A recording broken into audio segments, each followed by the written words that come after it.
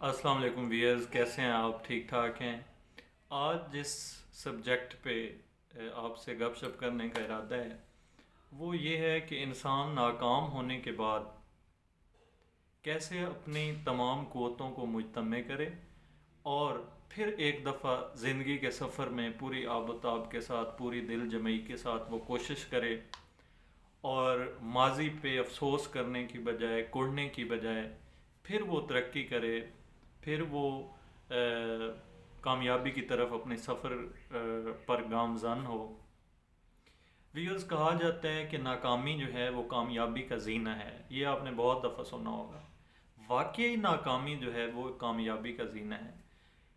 ہماری روزمرہ کی زندگی اگر آپ تاریخ میں دیکھیں تو ہمیں مختلف ایسے مثالیں ملتی ہیں جس میں ناکامی کے بعد لوگ جو ہے اپنی ناکامی سے ہی ان کو اپنی کامیابی کی طرف سفر کرنے کی موٹیویشن ملی، اپنی کامیابی حاصل کرنے کا کوز ملا، اور انہوں نے دنیا میں اپنا نام پیدا کیا۔ They made their mark.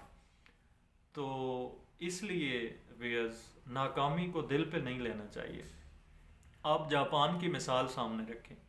Japan جو تھا وہ ایک دفعہ اس میں 1923 میں جاپان میں بہت شدید نوعیت کا زلزلہ آیا اور وہ بالکل اس نے جاپان کو تہس و نہس کر کے رکھ دیا۔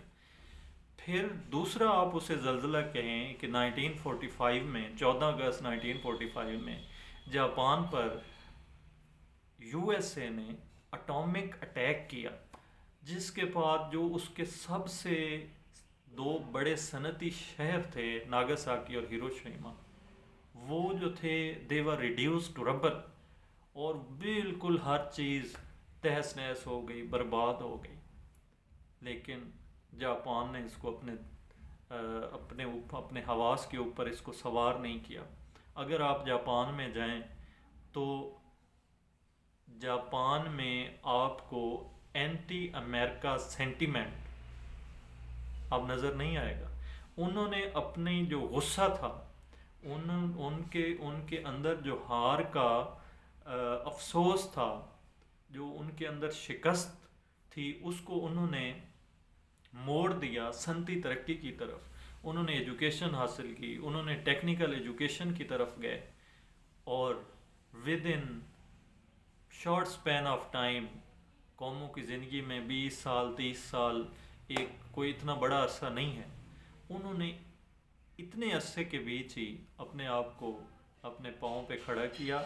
اور امریکہ کے اندر اگر آج آپ دیکھیں، امریکہ کیا پوری دنیا کے اندر آپ دیکھیں تو آپ کو جاپانیز جو ٹیکنالوجی ہے وہ ہر جگہ، کاریں آپ کو جاپان کی نظر آئیں گی، آٹو موبائل انڈسٹری جو ہے وہ آپ کو جاپان کی فلرش کرتی نظر آئے گی۔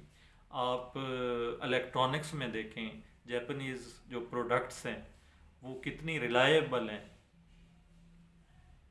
ہر زندگی کے میدان میں جاپانیز آپ کو آگے نظر آتے ہیں۔ آپ سوچ سکتے ہیں کہ 60 سال پہلے، 50 سال 60 سال پہلے جاپان جو تھا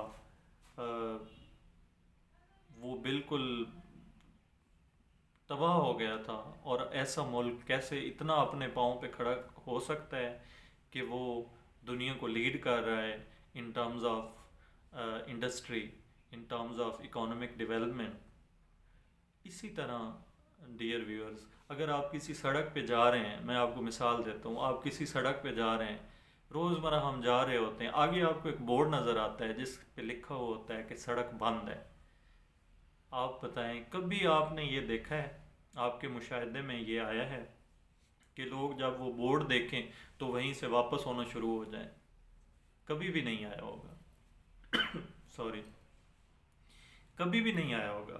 لوگ کیا کرتے ہیں، وہ سائڈس، بورڈ کے سائڈ سے ہو کے پھر اسی سڑک پہ چڑھ جاتے ہیں، ادھر ادھر سے دیکھتے ہیں کوئی چھوٹا رستہ انہیں ملتا ہے، وہ پھر اسی سڑک پہ چل جاتے ہیں۔ اگر بالکل ہی سڑک بند ہو، لوگ تلاش کرتے ہیں کہ سائڈ میں سے کوئی سڑک نکل رہی ہوگی، کوئی ذیلی سڑک نکل رہی ہوگی، وہ اس پہ جا کے آگے سے ٹرن کر کے پھر اپنی مین روڈ پہ آ جائیں۔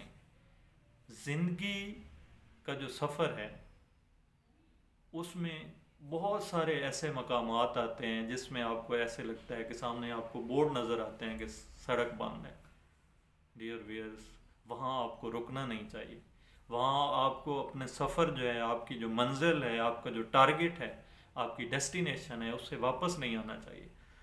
آپ کو تلاش کرنا چاہیے آپشنز، آپ کو تلاش کرنا چاہیے متبادل رستے، کہ کہیں سے جہاں آپ کو ایک دفعہ بند رستہ نظر آ رہا ہے، ہو سکتا ہے سائڈ سے آپ کو کوئی رستہ مل جائے. یا ہو سکتا ہے کہ آپ کو کوئی اوپر سے تھوڑا سا سفر زیادہ کرنا پڑے لیکن آپ کو اپنی منزل کا رستہ مل جائے. ڈیئر ویئرز کہتے ہیں کہ دیر آئے درست آئے. ہو سکتا ہے آپ کو اپنی منزل تک پہنچنے میں تھوڑی دیر لگ جائے، آپ لیٹ ہو جائے، لیکن نہ پہنچنے سے بدرجہ بہتر ہے کہ آپ پہنچ جائیں، چاہے تھوڑی سی دیر سے ہی پہنچیں. تو زندگی کا سفر مت روکنے دیں، اپنی منزل تک پہنچنے کے لیے کوشش مت چھوڑیں. اور کہتے ہیں کہ جب انسان دل سے کوشش کرتا ہے کوئی چیز حاصل کرنے کے لیے تو پوری کائنات جو ہوتی ہے وہ اس میں وہ اسباب مہیا کرتی ہے اپنی منزل تک اس کو پہنچانے کے لیے. اللہ تعالیٰ آپ کا حامی و ناصر ہو. Thank you so much.